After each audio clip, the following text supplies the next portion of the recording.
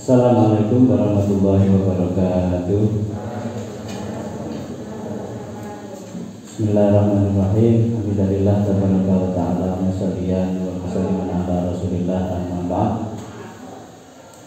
Kepada anak-anak semuanya, santri SMA Al-Azhar kelas 10 yang saya sayangi dan saya banggakan karena Allah. Alhamdulillah di pagi yang cerah ini kita semuanya masih mendapatkan kenikmatan oleh Allah. Di antaranya adalah nikmat sehat, selamat, juga nikmat iman dan yang lainnya yang patut untuk kita syukuri. Alhamdulillah pada pagi hari ini kita melaksanakan masa pengenalan lingkungan sekolah atau di SMA Al-Azhar akrab disebut dengan masa orientasi santri. Pada kesempatan ini kita kedatangan beliau Dr. Danang Estiko. Beliau nanti akan menyampaikan beberapa hal yang perlu kalian perhatikan di masa pandemi ini, khususnya dalam protokol kesehatan. Insya Allah nanti waktu secukupnya Pak Dokter. Oke. Tolong semuanya memperhatikan, mencatat kalau itu penting, dan mudah-mudahan semuanya bisa fokus. Jangan sampai ada yang tidak fokus. Untuk itu bagi yang pegang HP bisa di silent atau dinonaktifkan sejenak. Terima kasih. Nanti beliau akan memperkenalkan sendiri profil dari beliau secara singkat mawon, dan beliau akan menyampaikan hal-hal yang ada berkaitannya dengan protokol kesehatan. Mungkin itu sebagai mukadimah dari saya. Untuk selanjutnya waktu sepenuhnya saya serahkan kepada Bapak Dr. Danang Estiko. Kepada beliau waktu kami hadirkan.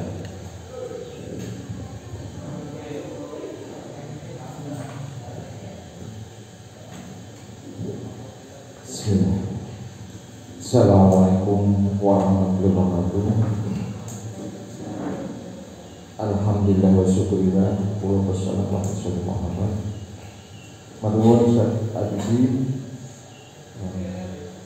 kata-kata pas untuk kondisi sekarang ini, apapun adanya kita patut bersyukur.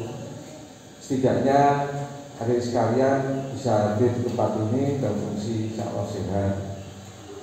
Yang kedua, salam sampai kepada Rasulullah dan telah stop pencerahan untuk kita semua bahwa din Allah untuk kita semua, untuk keselamatan kita dunia akhirat. Baik sekalian, pertama saya minta maaf. Tentunya kemarin saya sudah menyiapkan materi dan untuk waktu sebagainya. Kemarin keluarga kami dapat ujian yang mertua saya akibat Allah Subhanahu wa Ta'ala. Pada saat ini sama kekasan dari sekalian asati nyuwun fadilah surah Al-Fatihah. Mugi-mugi bapak mertua saya surah Al-Fatihah diampuni semua dosa dan diterima amal ibadah. Surah Al-Fatihah.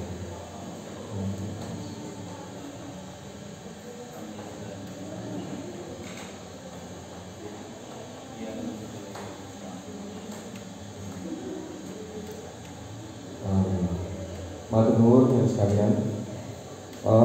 Nanti akan saya sampaikan materi progres, tetap kita sampaikan juga apa itu COVID, sehingga kamu sekalian punya gambaran secara secara ilmu medis ataupun ilmiah,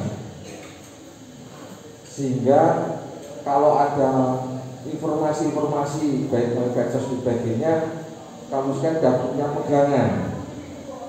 Dan ini yang saya sampaikan nanti sudah saya sokekan, artinya saya juga merangkum daun-daun dari Yai Imam Mawardi, dan saya tergabung di grup ya, dan sama Imam Mawardi di grup IPAL pesantren. Di sana kita bicarakan, kita diskusikan antara dokter dengan kesehatan dengan para yai pengasuh pondok pesantren.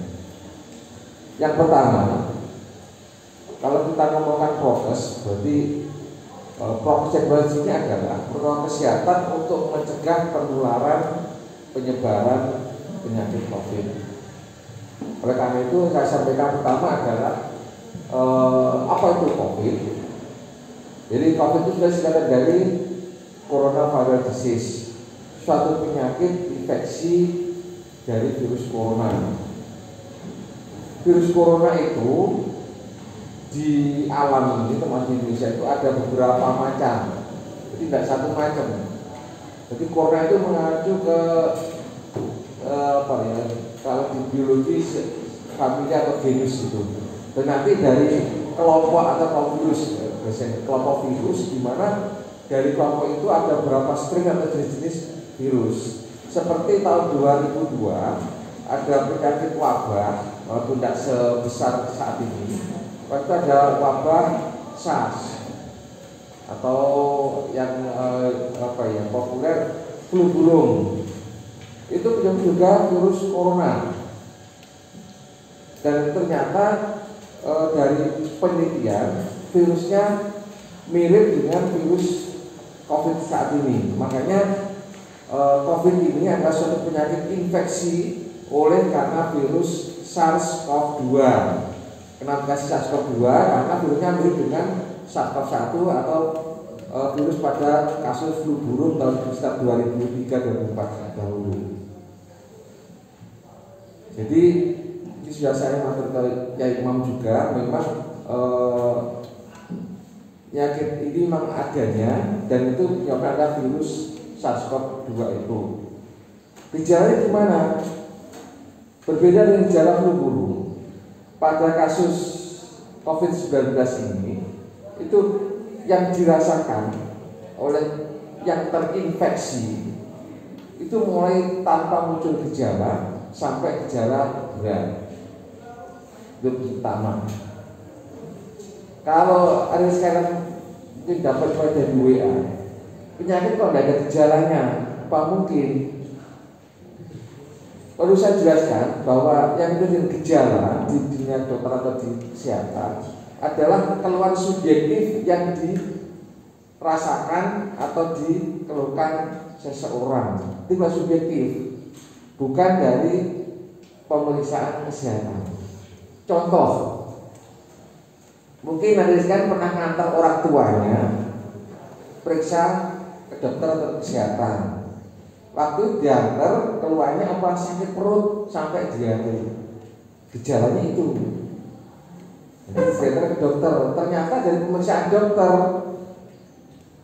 bapaknya selain gangguan pencernaan berupa perutnya sakit mual sama diare, ternyata dari pemeriksaan ditemukan tensinya 180/100. Padahal bapak ini tidak punya keluhan yang harus pusing, tidak ada. Nah, berarti bapak ini untuk darah tingginya tanpa gejala. Tidak lumpuh dan jauh, tapi ternyata diperiksa tensi, ketemu tensinya 180/100, itu masuk kategori hipertensi sedang. Jadi pengetahuan OTG tanpa gejala itu. Dan kita untuk mendiagnosa suatu penyakit itu ada prosedurnya. Anamnesa, wawancara. Ini saya jelas sekali biar saya punya gambaran ya. Anamnesa itu wawancara. Bisa ke yang bersangkutan, bisa ke orang atau keluarganya. Dan masa pandemi ini saya sering akhirnya melayani telemedis atau konsultasi jarak jauh pakai WA, pakai telepon. Akhirnya kadang-kadang yang sakit itu tidak bisa cerita keluarnya apa, akhirnya keluarganya, keluarnya ini dokter ini. Itu pertama. Sehingga kalau suatu penyakit itu untuk standar diagnosenya berbeda-beda. Contoh darah tinggi tadi itu, standar Indonesia bukan dari keluhan, karena ada pasien saya itu banyak ngeluh mumet, cengen, umur 40 tahun bapak itu sudah memvoice dirinya, dokter darah tinggi mesti dhuwur iki, loh kok sakitnya jauh banget, lah iki cengen, mumet, ngejeng, cobi kalau cek kan saya tensi 140/90 normal. Kadang gejala keluhan yang dirasakan seseorang itu yang dianggap sakit itu belum tentu benar adanya. Makanya saya biasa dengan gejala seperti itu. Selain gejala ada lagi tanda klinis. Nah, tanda klinis ini sifatnya objektif. Jadi kalau gejala itu sifatnya subjektif, jadi katakanlah masuk angin itu subjektif keluar. Saya tahu kalau otakku tidak enak, wong dia beda lagi. Aku masuk angin apa? Rotok sama aku tidak enak. Ya itu subjektif sekali. Nanti baru dokter yang akan meriksa menentukan, oh ini masuk kategori apa. Misalnya aku masuk angin kan tidak enak, rotok muka kumpul. Ternyata kita periksa ada lambungnya. Kita obat dengan lambung ya sembuh. Yang keluarnya masuk angin tadi ya hilang. Jadi prosedur tadi saya, jadi analisis itu kita wawancara itu kalau saya dokter tenaga kesehatan itu harus sama dengan detektif itu. Jadi kita mencari tahu kan, soalnya panas tak usuri panas berapa hari, sifat panasnya gimana sebagainya. Terus kemudian ini saya sampaikan sekalian bahwasanya ada sekarang hati-hati dengan gejala-gejala diviralkan atau di-share di media sosial itu. Contohnya COVID, gejala utama itu nanti malah buat sampai cemas semua. Aku untuk ini, sampai COVID wis derajat. Justru akhirnya malah data itu sampai imunnya tambah turun. Tadi amnesia wawancara itu kita tahu termasuk gejala-gejala setelah saya selesai, tentunya punya gambaran, baru kita pemeriksaan fisik dulu, kita periksa fisik. Dalam pemeriksaan fisik dan pemeriksaan dokternya sudah punya kesimpulan ya cukup. Tapi ternyata ini masih ada dua kemungkinan penyakit kesimpulannya, itu diperlukan pemeriksaan penunjang. Nah, pada kasus COVID banyak sekali kita temukan, tidak hanya dari tes. Gejalanya waktu biasa, ternyata waktu kita ronsen ketemu ada radang paru, pneumonia. Nanti gambaran parunya putih itu sebenarnya ada paru-paru itu salah satu tanda klinis dari paru-paru yang nanti kita hubungkan dengan gejala dan lainnya. Akhirnya kesimpulannya, oh ini kemungkinan ke arah COVID dan sebagainya. Jadi proses itu sehingga untuk menyimpulkan seseorang itu gejala COVID atau sakit COVID itu dokter tidak hanya berasal dari hidup tidak semampu, kita tidak semacam itu, tetap ada urutannya. Karena apa? Karena kehadiran kita yang pertama prosedurnya. Sekarang kalau ada sekali punya gambaran layar saja, nanti kalau ada berita apa dari medsos, saya sudah bisa info sendiri. Oh ini beritanya benar, beritanya tidak benar sebagainya. Yang kedua, COVID atau coronavirus disease, penyakit COVID ini itu penyebabnya adalah virus yang selama ini dari banyak kajian itu adalah SARS-CoV-2 atau Southeast penyakit Asia Tengah atau SARS coronavirus. Jadi mirip dengan SARS tahun 2003 virusnya. Dan itu virus ini dia kedokteran sampai saat ini belum ada obat antivirus yang bisa membunuh virus lebih dari 70%. Pokoknya itu. Ya. Itu termasuk untuk penyakit kuning, hepatitis, itu virus pun juga tidak bisa maksimal. Termasuk untuk yang kemarin HIV AIDS itu kan juga virus AIDS itu juga pertama flu dan sebagainya itu juga tidak bisa maksimal. Tapi memang beberapa virus itu kita kombinasi bisa menekan perbanyakan atau replikasi virus. yang pertama. Padahal secara ilmu kedokteran sudah ditemukan bahwa yang bisa bunuh virus itu justru tubuh kita sendiri. Kita sudah diparingi Allah satu sistem kekebalan, sistem antibodi spesifik itu yang bisa 100% bunuh virusnya. Nah di sini kuncinya di sini itu. Makanya kunci untuk melawan virus adalah antibodi, kekebalan tubuh kita itu. Ya itu sudah diciptakan Allah, digawaknya kata-kata kita punya semua itu. Kalau pada awalnya antibodi secara umum. Jadi apapun penyakit virus masuk tubuh langsung bereaksi bentuk antibodi melawan virus itu. Penyakit kuning pada di situ, meningitis juga virus, demam berdarah juga virus apa? Itu berdarah antibodinya bukan untuk bunuh virusnya, itu untuk membunuh kuman yang ikut nebeng di penyakit demam berdarah, misalkan infeksi kuman tenggorokan seperti itu. Sehingga yang membunuh virus demam berdarah yang juga tubuh kita sendiri, sistem kekebalan tubuh kita sendiri. Makanya dalam dunia kedokteran, kalau kita mengatakan penyakit itu karena virus, maka kuncinya dua.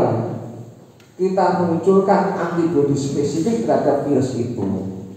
Caranya bagaimana antibodi spesifik itu? Ada dua. Antibodi spesifik ya, ini antibodi form, antibodi spesifik. Ada dua. Satu, kita terinfeksi virus itu. Seperti seorang terinfeksi COVID-19 sembuh, dia punya kekebalan sendiri terhadap virus COVID-19 alami.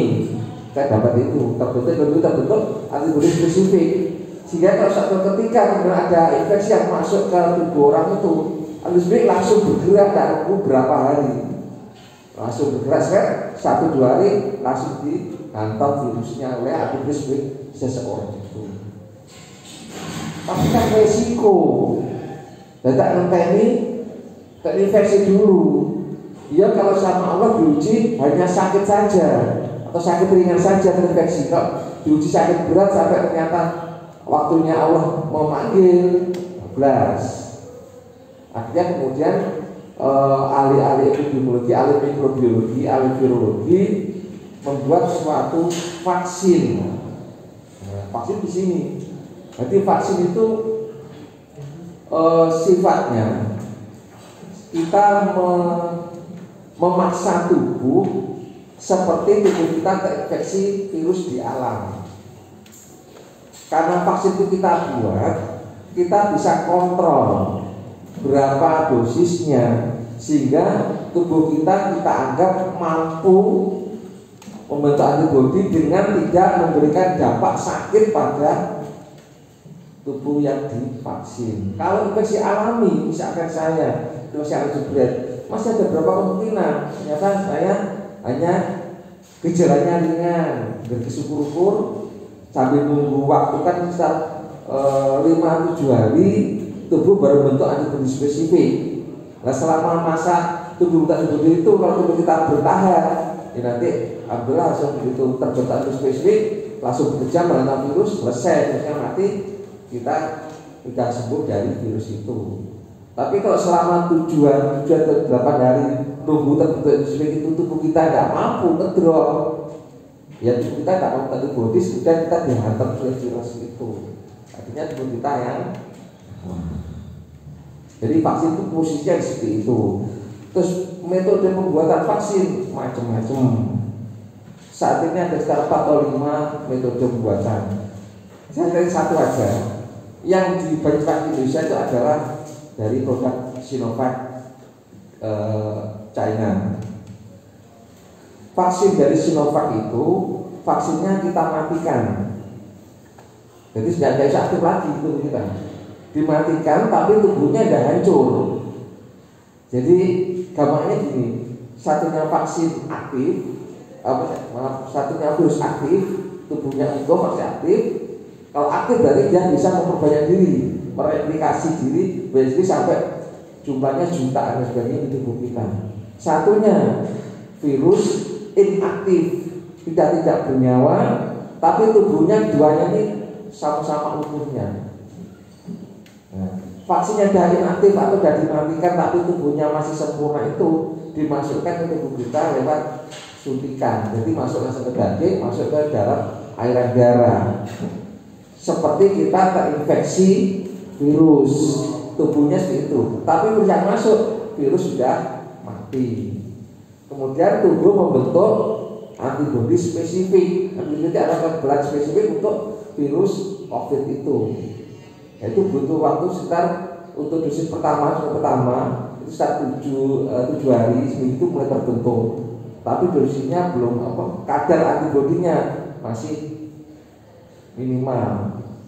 Nanti hari ke-12 agak turun lagi antibodinya. Maka kemudian untuk Sinovac 4 bulan kemudian disuntik booster penguatan, suntik lagi dosisnya sama, terus yang mereka gambar tadi itu. Nah berikutnya masuk kedua ini tubuhnya dirangsang, ini ada bentuk antibodi lagi. Yang kedua ini setelah 7 hari dari vaksin, bentuk antibodi yang optimal, yang cukup untuk bertahan. Itu bertahan sampai 6 bulan juga bisa antibodi spesifiknya. Sehingga kalau orang sudah divaksin, misalkan suatu lalai atau lupa tidak pakai masker misalkan, terus tertular orang yang positif COVID, virusnya masuk bisa masuk. Karena biasanya kan masker ini dia masuk ke hidung, ke musa hidung, terus virusnya itu nempel di dinding selaput di mukosa itu nempel, sudah dia masuk, ambles. Jadi tidak terluka, dia harus menyatu dengan sel-sel mukosa hidung. Dia masuk ke dalam sel itu. Nah ini sedikit bahwa virus itu dikatakan makhluk hidup, iya, tapi bukan sel sempurna. Jadi kalau virus nyel itu tidak bisa berkembang, tidak bisa memperbaiki, tidak bisa. Baru dia gabung masuk ke dalam sel tubuh kita. Dalam sel itu baru dia ngutik-ngutik DNA dari sel kita. Sehingga gabung itu, maka bentuk sel kita kan berkembang terus, setiap hari kan memperbaiki diri.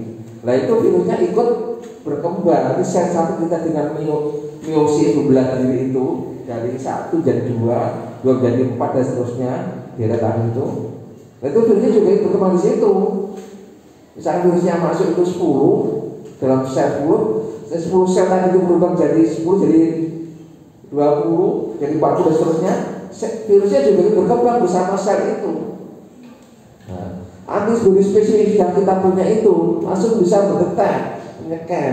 Wah, di hidung kok ada virus ini sama dengan memori yang kita punya bahwa itu virus COVID. Nah, soal antibodinya spesifik bergerak sana, sehingga orang yang sudah divaksin dengan lengkap dan terbentuk antibodi optimal itu terinfeksi bisa, tetapi virusnya tidak sampai membuat banyak diri sampai menimbulkan sakit tubuh kita, karena antibodinya langsung bekerja, langsung menghantam membunuh virus itu.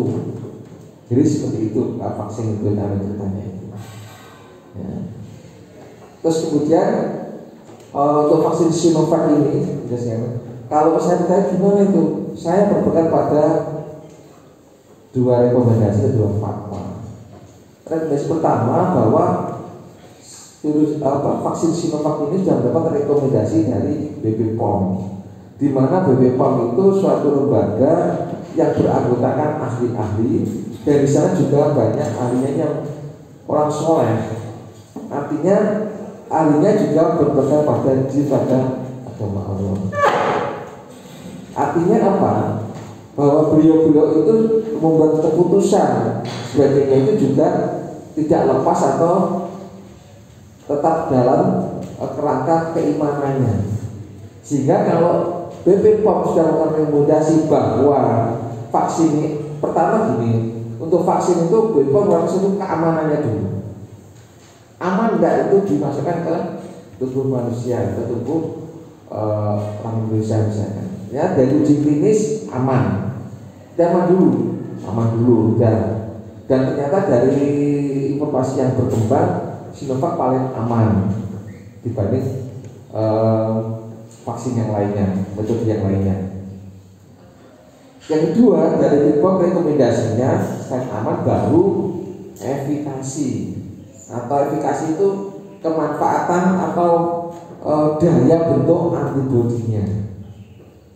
Dari dua-duanya ini Bepom sudah rekomendasikan aman dan bermanfaat. Sudah satu begini. Karena saya jangan yakin bahwasanya beliau lebih ahli dibanding saya, baik dari segi ilmu farmasi, biologi maupun dari segi keagamaannya. Banyak mereka yang memang juga salah satunya itu ada juga yang dari sini pengasuh pondok di Malang itu, ketua wakil ketua PWI Jatim juga bergabung di semacam itu. Yang kedua, bagaimana juga sebagai orang Islam obat yang masuk tetap harus kehalalannya kita utamakan. Jadi obat apapun selama ada yang halal kita utamakan. Baru kalau kondisi darurat tidak ada yang halal kita pakai hukum darurat. Dan Farma MUI sudah mengeluarkan, di MUI juga banyak ulama-ulamanya. Saya tidak ada apa-apa. Para ulama yai sebagainya yang tidak hanya ilmu fikihnya, mereka juga banyak yang paham ilmu sains atau ilmu kedokterannya di tim lembaga Fatma MUI itu. Dan MUI sudah mengeluarkan fatwa bahwa vaksin ini halal dan suci. Jadi saya pakainya dua ini aja. Kebetulan itu ini ada divisi apa itu micip dan sebagainya. Ya jangan pegangan pada Bepom ini aja. Ini banyak lebih ahlinya dibanding saya dan mungkin dibanding orang yang nge-share di WA atau di medsos itu. Nah ini saya coba gambar itu. Oke, nanti penyakit COVID itu seperti itu gambarannya, karena virus itu. Kemudian yang kedua vaksinnya seperti itu. Dan ini sesuai jauh dari Kiai Imam Mawandi, memang COVID itu ada, artinya memang ada dan itu memang virus itu juga makhluknya Allah. Jadi sakit COVID itu memang suatu ujian dari Allah semuanya. Terjadi kalau memang ada izin dari Allah. Itu gambarannya COVID seperti itu. Yang intinya pokoknya. Jadi sekali nanti kalau ada informasi dari WA dan sebagainya silakan dimulai sendiri aja. Jadi bisa apa gitu, ya.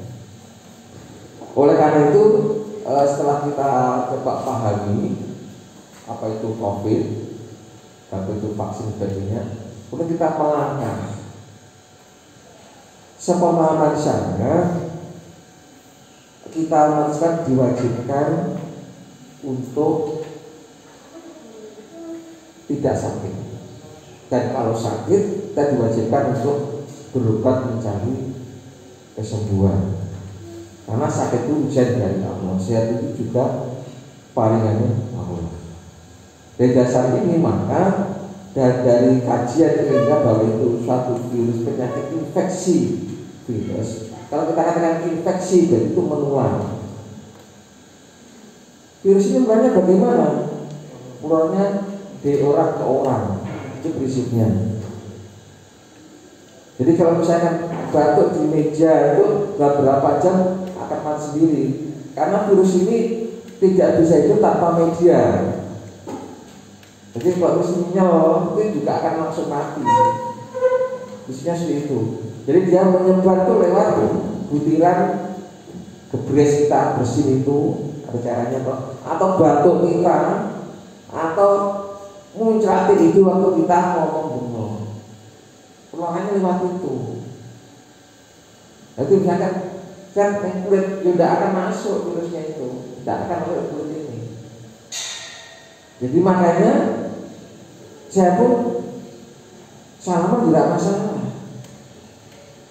Karena misalkan saya salaman dengan orang yang pas infeksi positif COVID ya, nempel tangan saya. Asal tangan saya tidak nguntik-nguntik urung kalau melipat, kalau mulut, ya virusnya tidak sampai ke sana. Di kulit tidak akan masuk ke tubuh kita. Prinsipnya itu. Ya. Makanya untuk prosesnya gimana biar tidak tertular atau kalau tidak menyebar. Kalau saya rangkum dari banyak informasi termasuk dahulunya Pak Ayadi, prinsipnya saya ada dua. Satu, pencegahan agar kita tidak tertular virus COVID-19. Iya caranya mencegah. Kita pelajari peluangnya pakai media apa, bagaimana caranya. Ya, itu yang saya singgung tadi. Virus ini menyebar dari orang ke orang. Walaupun dulu awalnya kajiannya dari hewan liar, kelawar dan sebagainya yang mengalami mutasi akhirnya bisa menginfeksi orang. Awalnya orang hanya penyakit pada hewan, tidak bisa menginfeksi orang. Ini masih kajian mendalam. Jadi di Wuhan sendiri itu, di Wuhan Cina itu dari orang yang sakit tapi belum dinamakan COVID, sakit kok tidak masuk gejala tanda-tandanya kok tidak sesuai dengan penyakit yang sudah ada, nah diisolasi darahnya sebagainya, akhirnya ketemu oh ini penyebabnya karena virus ini. Ternyata virus ini mirip dengan yang kita dapatkan di beberapa hewan liar tadi itu. Makanya dan dulu awalnya kita juga dari hewan liar itu mengalami mutasi akhirnya bisa menginfeksi manusia. Ini berbeda dengan flu burung dulu. Flu burung dulu kan penyakit di unggas, di burung dan ayam, bebek seperti itu. Itu di Indonesia itu dari yang saya ketahui informasinya tidak ada yang mengenai manusia. Jadi hanya pada ayam dan daging itu. Jadi yang beberapa orang sakit juga itu kita isolasi ternyata dan temukan virus flu burung itu di tubuhnya. Yang kena itu ternyata dari orang ke orang yang positif di negara lain itu. Oke.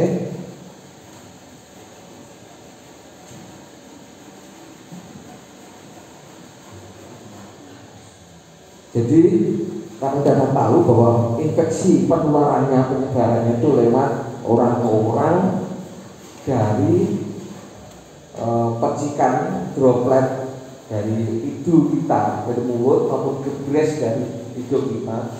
Maka pencegahannya gimana? Ya kita tutup, kita benteng. Makanya kalau saya ngomong itu intinya prokes apa? Pakai masker wajar. Kapan kita pakai maskernya itu? Saat kita berinteraksi dengan orang lain yang kita tidak tahu atau tidak jelas statusnya. Kalau dengan keluarga sendiri yang kita tahu, ya aku tidak tahu, tidak mana-mana, ini paling ke sekolah, sekali pakai masker terus dan sebagainya. Kita yakin keluarga kita tidak ada yang terinfeksi, jadi rumah yang tidak pakai masker. Dalam rumah tidak masker, tapi begitu kita pergi ke pasar, kita tidak tahu baru kuis, tubuh kai, terinfeksi, jatuh kita tidak tahu, ya kita pakai masker. Dan informasi tambahan bahwasannya dari teman gas paru dokter penanggung jawab penanganan COVID di Malang kemarin WA saya bahwasanya untuk virus-virus yang mutasi itu pun pada delta, lambda, sampai mulai kapal itu dengan kita pakai masker itu sudah cukup untuk membentengi terjadinya peluang terinfeksi.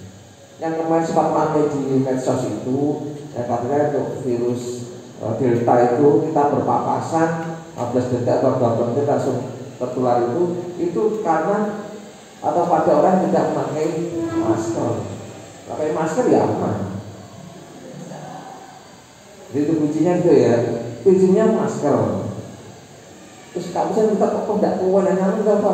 Ya kita jangan tinggal dengan orang atau berjarak paling 2-3 meter jarak lain, baru kita boleh buka masker. Misalnya di gas ini, kok tidak sopan? Ya keluar aja ke lapangan, buka masker aman, tidak perlu pulang. Yang kemarin informasi di aerosol atau airborne itu di lingkungan tertutup, misalnya di ruangan AC, kita di ruang operasi dengan kemudian kita ngeborn ada percikan dari selainnya kita ada biar dan sebagainya itu ada percikan air dari orang yang operasi itu kalau darah itu bisa terbentuk aerosol atau air itu bisa mengular. Tapi secara prinsip kalau di ruangan terbuka terus ini ya dari percikan itu sama beberesan bersih dari batuk itu ya. Maka kuncinya prokes itu intinya untuk pencegahan ruangan itu ya pakai masker. Minimal maskernya masker ya. Pakai masker itu juga itu dan cukup itu, jangan bisa membentengi itu. Nah nanti cari luar depan kan sekarang sudah cukup murah untuk masker bedah ini. Dulu pada awal COVID itu saya cari satu box itu di atas 120, 150, 200. Sekarang kita beli di apotek satu box isi 50 biji itu 30, 35 itu dan jadi praktis, jadi lebih murah dibanding masker kain artinya. Jadi kan kita dari perawatan sehari pakai kalau catatan bawa semua sampah selesai ganti lagi. Toh kita dalam rumah kita juga sudah tidak perlu pakai masker karena anggota rumah itu kan kita yakin tidak aneh-aneh. Termasuk ini ya sekalian. Saya pernah berbicara secara WA dari teman itu di pondok mana mulut itu pakai kok nggak pakai masker punya dokter ini kita pakai metode karantina. Jadi di pondok itu sterilkan, tidak boleh keluar masuk. Santrinya ya setahun dia mungkin di situ tidak kemana-mana, urusan organnya diberesi di mana itu, asetnya juga sama. Kalau ada pergi keluar jalur dia bisa set dan sebagainya. Artinya karena di dalam pondok itu steril, tidak ada orang yang bawa virus, yang tidak akan terjadi penularan. Tidak perlu pakai masker, gitu. Jadi masker itu penularan kita interaksi, ketemu dengan orang lain yang kita tidak tahu statusnya. Itu biasanya itu. Terus kemudian lainnya apa? Misalkan cek suhu sebagainya itu sebetulnya secara medis tidak banyak manfaatnya untuk COVID ini. Kenapa? Karena banyak yang tidak ada gejala, tidak ada keluhan apa-apa, sehat juga bugar, ternyata di tubuhnya ada infeksi virus itu. Mungkin data tubuhnya bagus, virusnya belum sampai memberikan dampak sakit, tapi virus yang sudah di hidung dan di tenggorokan kita itu, kalau kita batuk, bebres, ngomong, bengkok sebagainya sama orang, kita tidak pakai masker, dia orang nyampe maka ya sudah, jadi bukan virus itu kan jadi masalah dan kasihan kalau yang kita interaksi, kita tulari itu darah tubuhnya lemah, mungkin punya penyakit degeneratif, itu penyakit seperti kencing manis, penyakit jantung separuh, sehingga kan darah tubuhnya kan lemah, atau orang sepuh terus mangel, sawah itu berikan, itu kan tinggal DNA aja.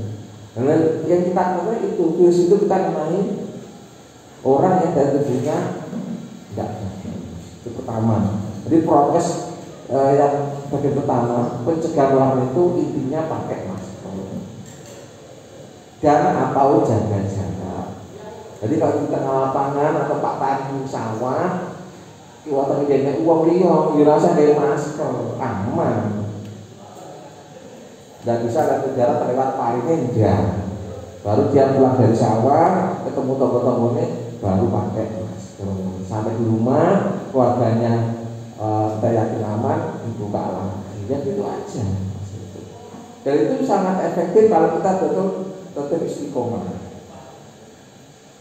Terus yang lainnya yang dibisarkan di aturan pemerintah itu kita analiskan itu sebetulnya kan gini. Asalkan tangan kita itu salaman dan tidak nyentuh mulut, hidung dan mata kita, yang ditangani tidak akan masuk ke tubuh kita. Tuh, kemarin waktu saya di grup WA Ikhwan Kesehatan itu ada beberapa. Ya tidak apa-apa, saya sarungnya iya, tapi saya harus yakin tangan saya bersih. Saya khawatir nanti saya mulai nyai. Sehingga misalnya masuk saya kasih hand sanitizer kalau tidak sempat kita akan diperang. Sehingga yang tempel tangan saya itu tidak kena orang lain sebagainya itu. Kuncinya tadi masker. Jadi kalau kontennya kita dari Satgas Covid Al-Azhar itu pencegahannya itu. Kemudian di tangan dan sanitizer itu mencegah bagian di tangan itu tidak masuk ke mulut dan hidung. Makanya saya dulu menyampaikan kalau kita cuci tangan ya pakai pucuk tempat aman itu. Tapi kita bisa tahan sambil cuci tangan tidak megang hidung, mulut atau wajah kita, hidungnya ya aman.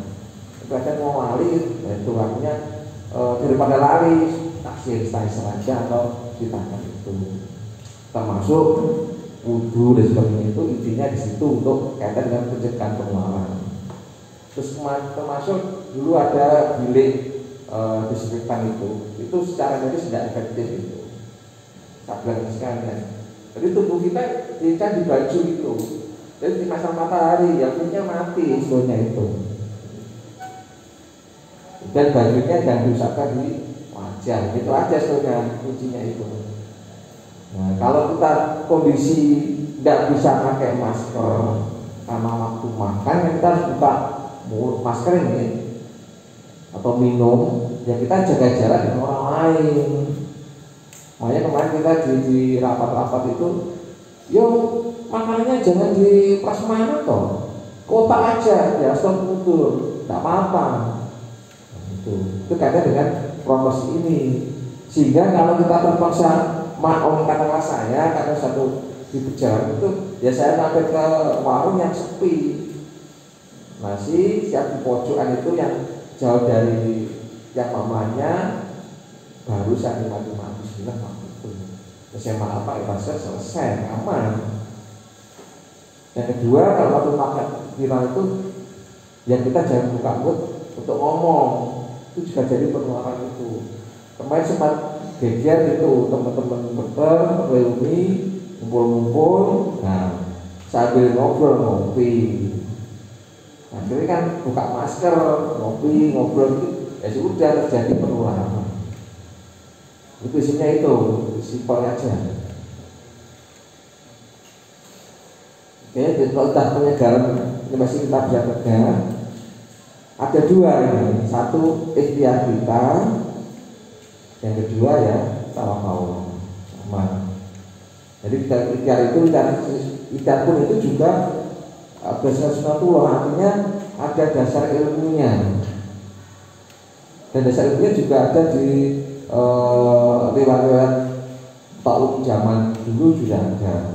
Jadi bagaimana cara pencegahan penularan itu, kita mencegah interaksi atau pakai penutup sebagainya.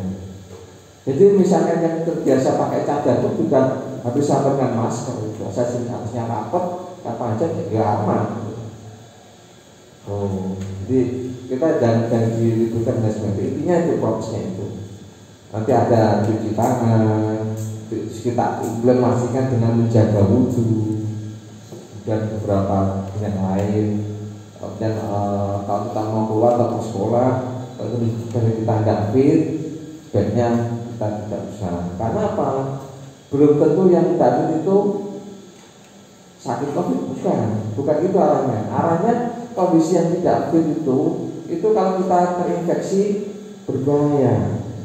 Jadi itu bentuk menjaga diri kita. Jangan saya kurang fit, saya tidak saya kerja dulu istirahat, kalau saya tidak ke pasar dan sebagainya. Kenapa? Saya khawatir level ternyata ada virus yang masuk karena kondisi kita sudah tidak fit. Nah, itu pemahamannya seperti itu. Dan di sekolah pun kami saya sudah mengatur sama asatid, termasuk ke surat sebagainya. Kalau ada santri yang kurang sehat, tidak usah diizinkan, tidak masuk dulu sampai sehat. Bukan untuk anak-anak nulari ke yang lainnya, bukan. Melakukan anak yang tidak fit ini tertular pada kondisi badan sedang tidak sehat atau dalam itu sedang gugur. Itu namanya itu dasar pemahaman kita seperti itu. Okay. Jadi yang utama adalah pencegahan penularan. Itu ada ikhtiar kita, ada tawakal atau minta pada yang memiliki penyakit Allah. Seorang siapa yang diberi infeksi itu kan juga sudah kehendaknya Allah. Tapi kita kan juga diberi kewajiban untuk ikhtiar. Kita diberi ilmu melalui orang-orang alim ulama itu, bagaimana mencegahnya itu aja kita kerjakan selama itu. Selain juga kita perlindungan dari Allah yang memang memiliki penyakit ini. Yang pertama itu penularan. Kedua kita menginjak ke bagian kedua. Dan kedua seperti yang tadi, penyakit virus kuncinya adalah antibodi tubuh kita, bukan antibiotik. Kalau kuman seperti infeksi TBC, infeksi faringitis atau batuk pilek, pneumonia karena kuman, itu antibiotik yang bekerja langsung. Jadi kumannya itu buat ketemu antibiotik yang pas, ya sebut kumannya mati, Kalau virus, nah obatnya sampai saat ini belum ada yang cesplan untuk bisa membunuh virus itu. Di sisi lain, tubuh kita sudah dibekali antibodi yang bisa membunuh 100% virus itu. Makanya kalau di Amerika tiap tahun itu ada vaksin influenza gratis bagi warga negara Amerika. Terus di Indonesia, di ASEAN dan di Indonesia untuk flu biasa itu tubuh kita sudah kebal. Jadi kita tidak pakai vaksin, kita pakai infeksi alami, vaksin alami itu. Nanti musim influenza kita infeksi, lalu terpilih virus, mungkin 2-3 hari berisi atau pilih, kita minum obat, badan disiarkan, semoga gizi memanget, badannya tumbuh antibodi, mati virus influenza itu.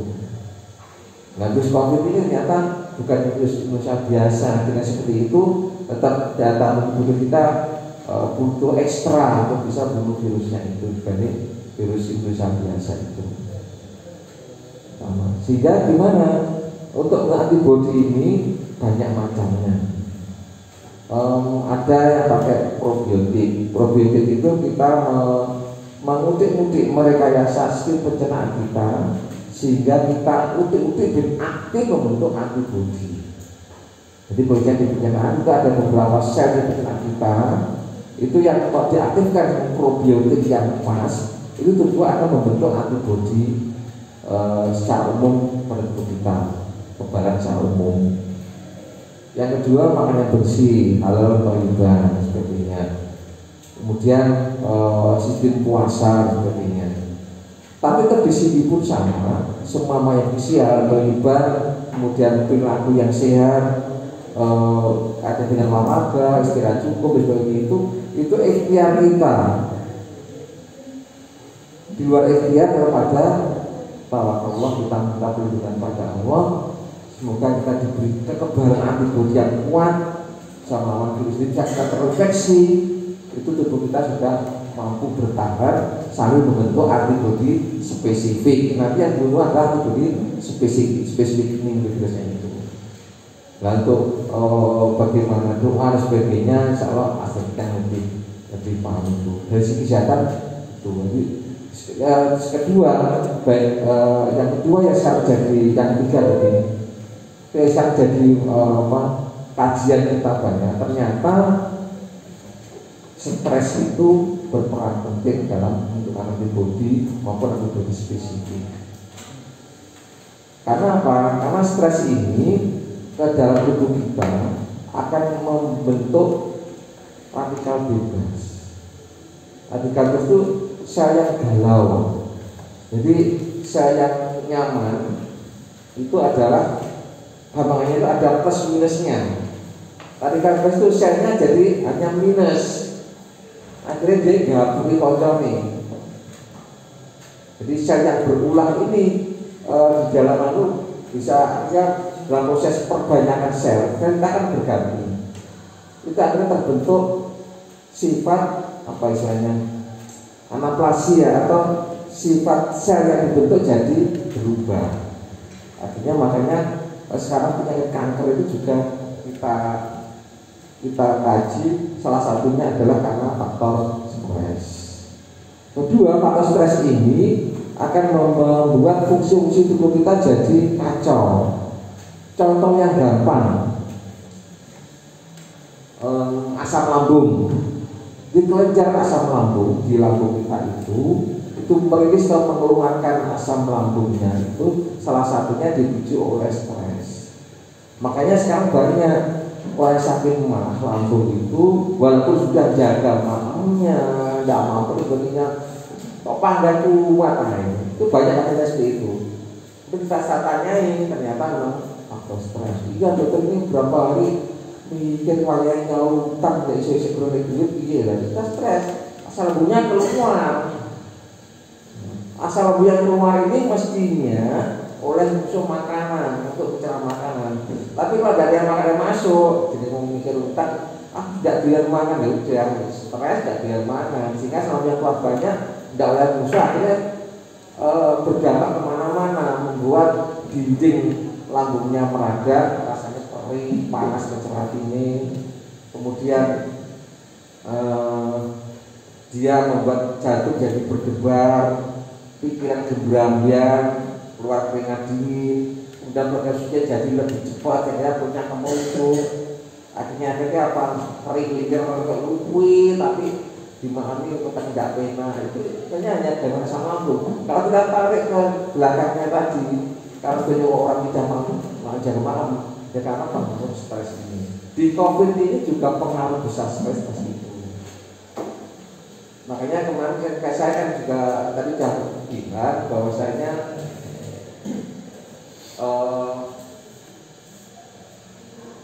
informasi itu jangan sampai saring semua. Karena kalau informasi tidak benar, akhirnya membuat dampak kita stres, ya tidak kemana-mana. Antibodi tidak terbentuk maksimal. Kemudian kalau sudah stres, asam lambung jadi keluar, minyak tidak biar mana. Padahal untuk antibodi termasuk data tubuh itu kuncinya juga di makan kita. Makanya kemarin saya sudah bilang ke komunitas yang lain di komunitas Tapia, komunitas teman-teman pramuka seperti ini itu kuncinya manajemen stres. Ya, tidak usah bingung sama viral di medsos itu. Sudah kita terima memang penyakitnya ada dan memang penyakit dari Allah SWT. Jadi kalau kita sakit kita diuji sama Allah dan Allah sudah berikan rumusnya. Ini caranya menangani penyakit ini. Jangan kita kacaukan pikiran kita dengan hal yang informasi yang tidak benar yang malah tadi ini seperti ini. Jadi kemudian beberapa teman-teman yang menjalani isolasi mandiri terawat di rumah sakit kita sarankan seperti itu, udah sama semangat dan ini ujian dari Allah, diibaratkan dari imannya, pengukur dosa dan sebagainya. Dari segi kesehatan kalau sama semangat, tidak stres, nah tubuhnya antibodinya bisa maksimal terbentuk. Itu yang nanti akan bunuh virusnya sendiri itu. Obat-obatan hanya membantu sebenarnya. Jadi tamu flu antibodi itu jangan membantu saja sebenarnya.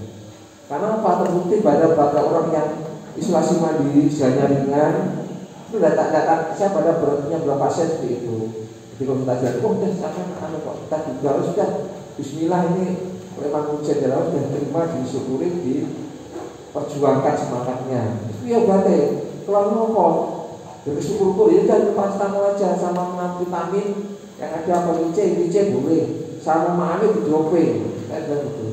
Tapi ya lauknya harus ada proteinnya, harus buah, kok telur, kok iwak ayam, iwak pite, apa iwak laut apa kok harus ada selang-seling itu, karena kondisi ekonomi tidak sama. Iya ya sayur gitu. Itu yang penting rasa stres. Jadi saya diuji oleh Allah nanti ada hikmahnya, untuk dosanya sebagainya. Ya kan solusi mandiri tidak ada kasih antibiotik, astromycin sebagainya itu tidak kita kasih antivirus. Ayo sebenarnya nyampe uangnya aja berisi batuk cara sudah batuk, saya panggil sembuh. 4-5 hari gejalanya hilang, isolasi mandiri 2 hari sembuh sudah, tidak ulang lagi. Artinya kan peran antivirus itu tidak signifikan, tidak utama. Kuncinya ke tubuh kita sendiri untuk penanganan COVID itu. Yang di beberapa COVID itu masih ya kuncinya itu ya. Jadi ada pencegahannya seperti itu. Kalau kita bilang steril lingkungan wilayah, ya sudah. Yang di dalam pondok itu satu ya tidak usah pakai masker, tidak apa-apa, karena kita yakin tidak ada orang masuk membawa virus ke dalam lingkungan itu. Ini kan kita pakai untuk mencegah bila ada orang yang punya virus tidak melari kita. Ya terus itu kucing-kucing kita ini. Kemudian dari fokusnya itu intinya tetap kan yang kita bawain yang dari Allah, kita kembali pada ada ikhtiar, ada tawakal. Itu ya. Nah, sementara itu dulu pernah ditanyakan monggo, mungkin ada promosi dari ini atau ini akan kita diskusikan bersama. Pada akhirnya nanti saya minta rekan ini punya bekal inti dari COVID itu intinya apa? Terus kedua, bagaimana kita mencegah tidak tertular atau menekan orang lain. Yang ketiga, bagaimana meningkatkan antibodi kita sehingga kalau ada virus yang balelo naka terus linek bisa masuk kita, masuk ke hidup dan tergabur kita, itu tubuh sudah siap menghantamnya.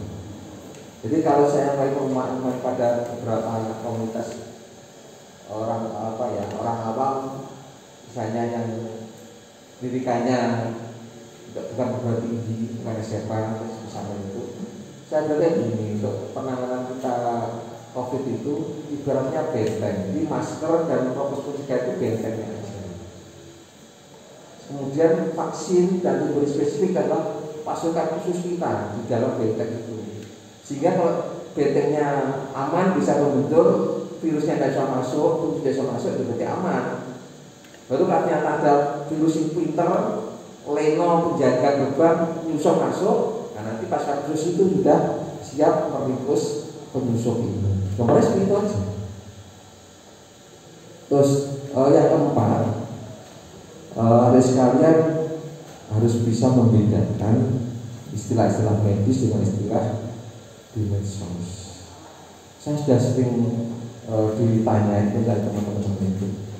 Ini yang kok mau dimatikan? Siapa ini? Sing istilah mematikan atau menakutkan semua. Bukan kita medis, kita tidak pernah bilang virus ini menakutkan ya. Jadi kita jadi sini kita cegah ini, kalau sakit kita ini langkahnya kita berarti pakai ini sebagainya.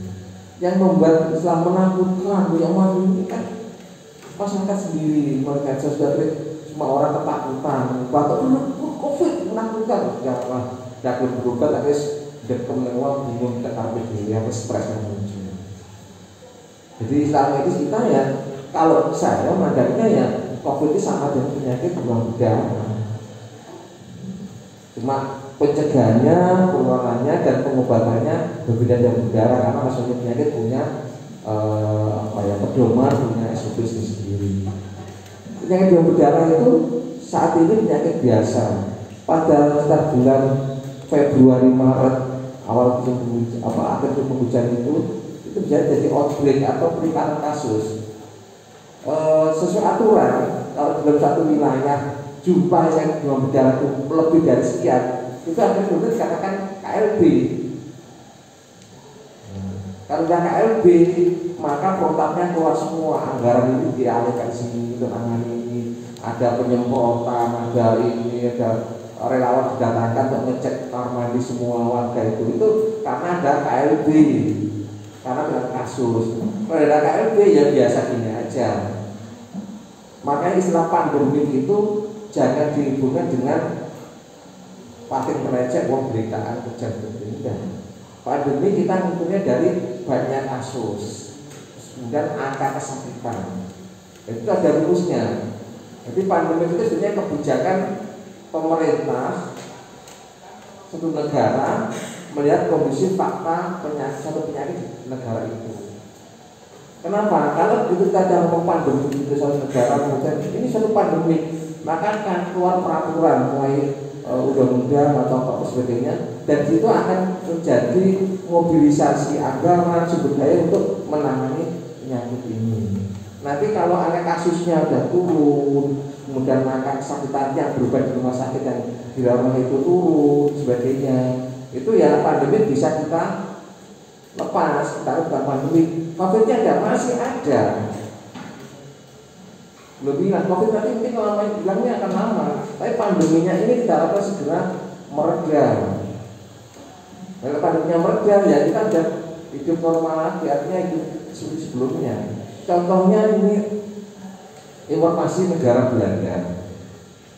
Negara Belanda sebelum dulu kemarin sebenarnya sudah dinyatakan bukan pandemi COVID-nya, sehingga warga negara tidak diwajibkan pakai masker. Supermarket sudah seperti biasa. Kenapa? Karena kasusnya sudah turun sekali, sedikit sekali. Angka yang dirapikannya sudah turun sekali, dan kedua vaksinnya sudah 70% lebih warga negara sudah divaksin, sehingga terbentuk herd immunity, kekebalan masyarakat. Artinya apa? Jadi misalkan masnya ini terinfeksi karena sudah vaksin kuat, ya terusnya harus dianggap vaksinnya mati, tidak sampai tularkan ke orang lain. Kalau 70% lebih orang sudah vaksin, keberhasilannya tidak punya, virus yang lain kan ya tidak akan menyebar kemana-mana. Jika kasusnya akan turun melandai, akhirnya seperti itu kita katakan ya kayak penyakit lainnya, kayak penyakit flu atau penyakit demam berdarah. Jadi akhirnya itu. Jadi makanya kita ini semua tidak tetap bukan sebagainya itu.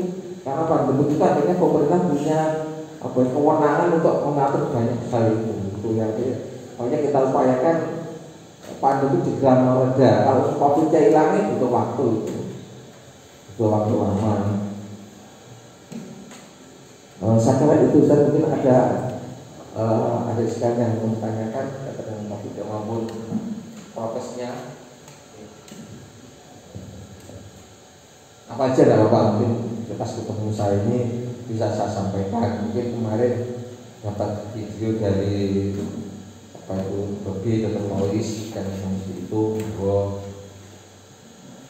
enggak, barangkali ada yang ingin ditanyakan untuk Pak Dokter di sini. Harapan saya ada sekalian jadi punya pemikiran yang jernih terhadap COVID-19 ini, sehingga juga dari sekarang nanti bisa memberikan informasi ke keluarga, ke masyarakat saja ini penyakit itu. Karena setelah menakutkan itu juga seorang awam, bukan medis kita tanya kondisinya. Artinya saat ini di rumah sakit juga banyak yang kondisi sakitnya sedang berat. Ini informasi saja, bukan tukang ini informasi saja bahwa kemarin sore itu saya informasi dari rumah sakit itu jenazah ada sekitar 50 jenazah yang harus dengan protokol COVID. Artinya berarti yang meninggal itu saat meninggal diduga terinfeksi COVID atau probable COVID. Semua itu sampai confirm atau positif COVID maupun probable itu gini, gejala-gejalanya, tanda-tanda klinisnya mengarah COVID, tapi hasil pemeriksaan PCR-nya masih CT-nya tinggi, jadi masih lemah dan dua positif. Itu juga masih kategori. Kenapa ada pemulasaran jenazah secara COVID itu untuk melindungi yang lainnya tidak menular. Karena jenazah itu sebelum dipulasaran secara COVID masih ada potensi menularkan virusnya. Tapi kalau sudah dirawat COVID sampai di peti tidak aman. Jadi kita mengamankan petinya, kita pegang tidak apa-apa, sama asal petinya tidak kita buka. Jadi makanya sekarang di makam umum ya masyarakat bisa makamkan, walaupun itu jenazah COVID tidak ada masalah, asal dan sesuai alat jenazah itu. Ini terakhir yang penting juga informasi kalian sekalian kaitan dengan kasus di media massa. Satu, ada kasus gini, orang tidak apa-apa, ada motor, ngantuk, kecelakaan jebret, patah tulang, ada luka ini, patah tulangnya itu luka terbuka, jadi harus emergency untuk operasi dan sebagainya. Masuk rumah sakit, kita perlu di rumah sakit, kita periksa terinfeksi COVID apa tidak, baik swab antigen maupun sampai ke PCR. Ternyata dari pemeriksaan swab antigen atau PCR orang itu terinfeksi COVID-19. Tidak ramai di medsos. Itu mau kecelakaan luka kok di COVID nih. Nanti diagnosa sakit itu bukan diagnosa COVID toh. Jadi sakit itu jatuh satu patah tulang dengan luka terbuka itu ada, dan gagal otak. Terus terakhir baru terinfeksi COVID-19. Tiga-tiganya dicantumkan ya. Terus penanganannya gimana? Ada dua orang yang sama kecelakaan, sama-sama luka, sama berontak, sama perlu operasi. Satunya terinfeksi COVID, yang tidak. Bedanya apa? Yang terinfeksi COVID harus diruang isolasi, beda lagi pasien lain. Tidak itu COVID di ruangan biasa, campur dengan pasien lain tidak apa-apa. Bedanya itu. Untuk operasi luka dan otak, ya sama penanganannya. Cuma operasinya, operasinya berbeda karena tetap kita melindungi pasien lain. Ojo sampai pasien yang masuk itu tidak terinfeksi, mergo ruangan karo infeksi COVID, akhirnya tertular infeksi COVID. Kasus lain, kemarin ada pasien yang masuk karena punya kanker stadium akhir dan sudah pet-petan itu. Ternyata dalam perjalanan di rumah sakit tak periksa beliau juga terinfeksi COVID, satunya meninggal.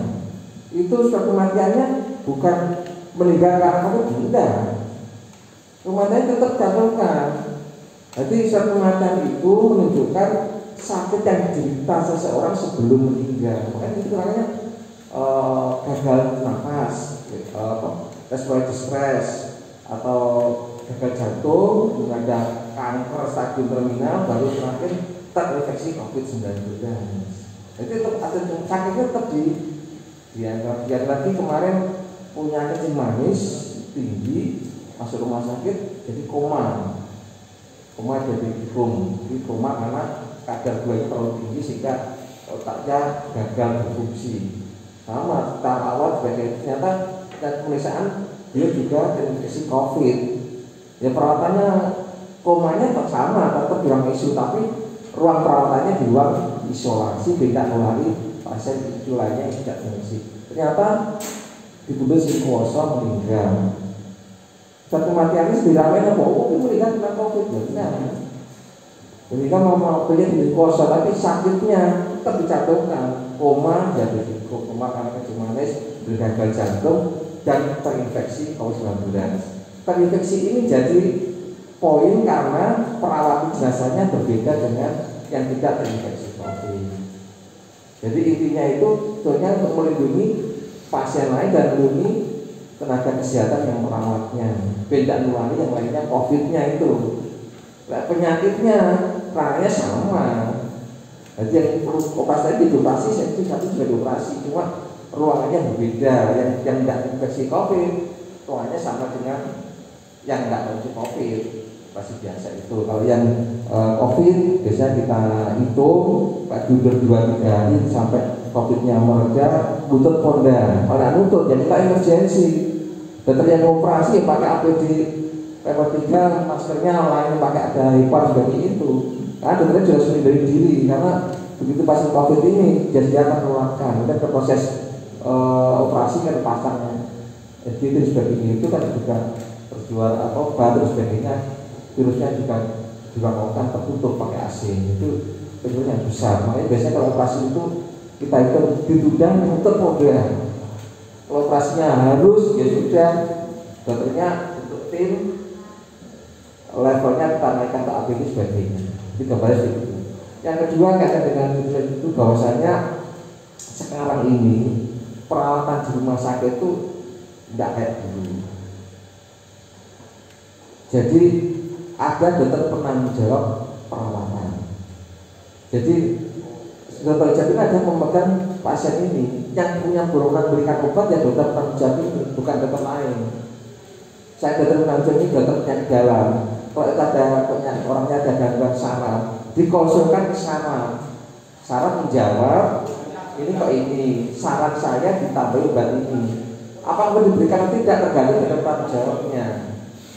Nanti kalau pasien tidak kabel dokter kayak itu benar. Dulu mungkin tidak, sekarang tidak. Makanya sekarang di rumah sakit tidak ada perawatan paru, tidak ada, jantung tidak ada.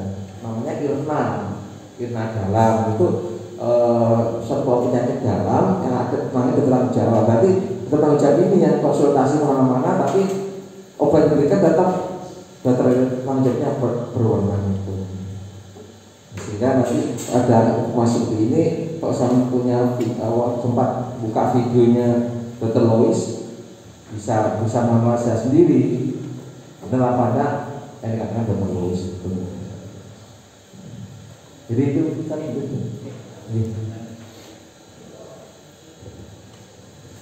Alhamdulillah, matur suwun sangat kepada Pak Dokter atas penjelasannya. Anak-anak sekalian, setelah apa yang telah beliau sampaikan tadi, tentunya kita sudah lumayan paham, sudah lumayan gamblang kalau memang bahwa COVID-19 itu memang benar-benar ada. Tapi kita menyikapinya tidak boleh panik, tapi juga tidak boleh meremehkan. Kita harus ikhtiar semaksimal mungkin. Tadi sudah disampaikan oleh Pak Dokter, ikhtiar yang pertama adalah harus pakai masker ketika keluar rumah. Pakai masker ketika pengen melepasnya, jaga jarak atau berada di tanah lapang atau tempat terbuka, boleh melepas masker.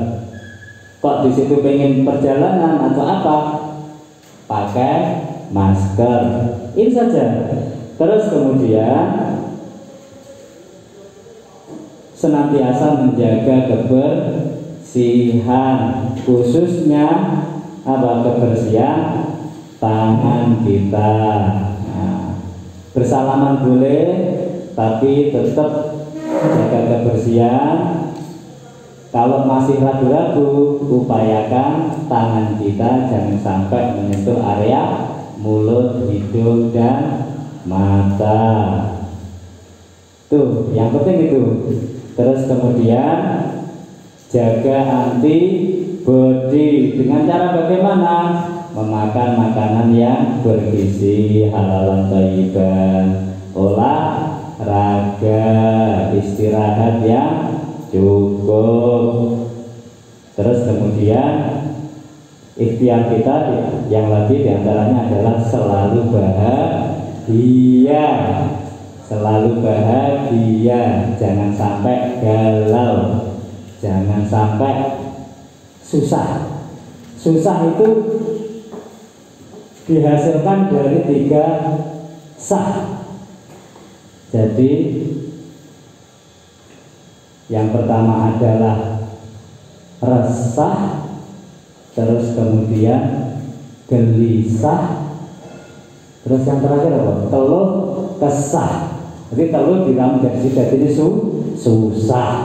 Nih, hindari itu. Tetap selalu bahagia. Terus kemudian untuk menguatkan antibodi kita diantaranya adalah dengan divaksin. Insya Allah apa yang direkomendasikan di Indonesia insya Allah sudah melalui persetujuan MUI. Jadi jangan khawatir kalau di situ kita divaksin. Terus yang terakhir tetap di samping ikhtiar jasmani, kita juga ikhtiar rohani dengan berdoa dan melanggengkan wirid-wirid yang telah diajarkan di Al-Azhar. Tentunya memang penyakit ini Allah yang menciptakan, tetapi makanya kita harus berdoa kepada Allah supaya dihindarkan dari penyakit tersebut. Paham ya?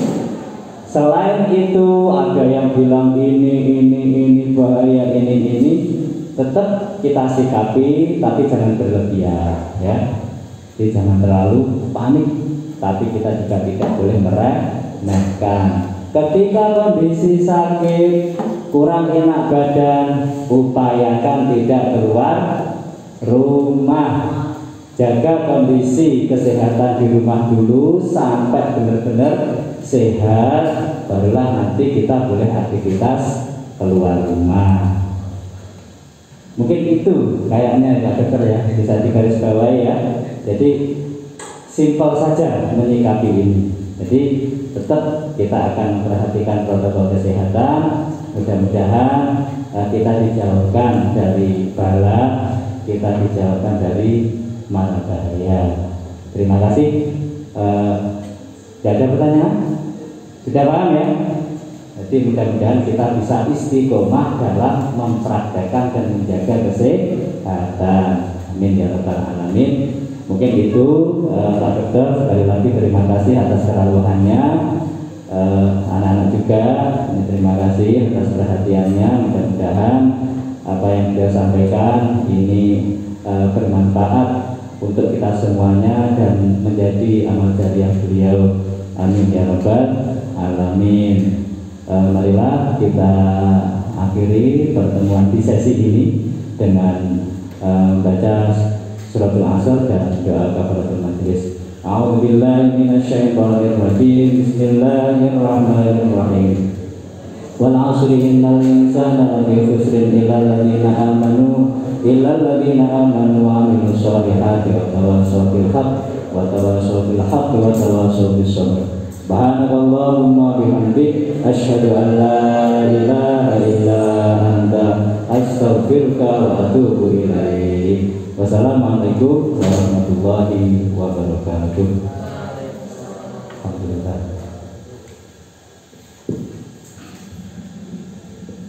Setelah ini nunggu informasi dari Kakak Osis ya, yang disampaikan.